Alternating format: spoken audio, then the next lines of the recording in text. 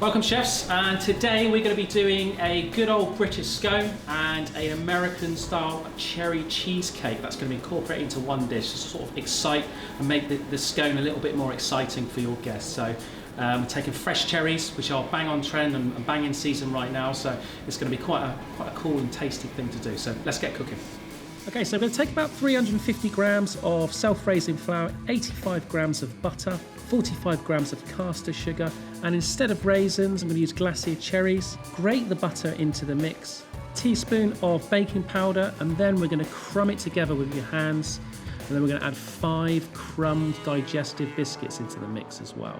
100 mils of milk to the mix, which will bind it all together. Then take it out of the bowl, and then you're just forming the whole mix together.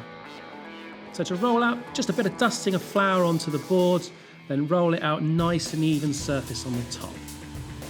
Take a cutter, probably going to get about 8 to 10 scones out of this mix.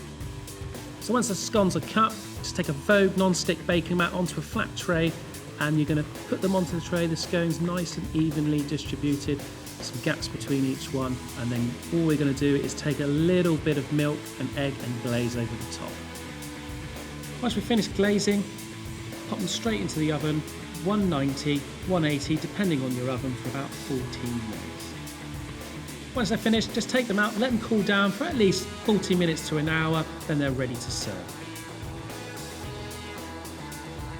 So for the compote, we're going to make a nice cherry compote here to go our cheesecake. About 430 grams of cherries. We're going to take the stalks and the pips out. We're going to put about 150 grams of caster sugar into the pan as well, and then also 350 mils of water. Bring to the boil and then reduce down.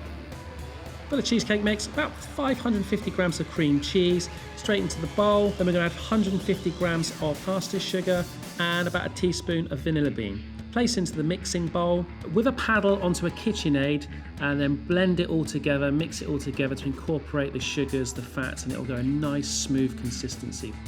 Now all the components are complete, we can then start plating up our scones.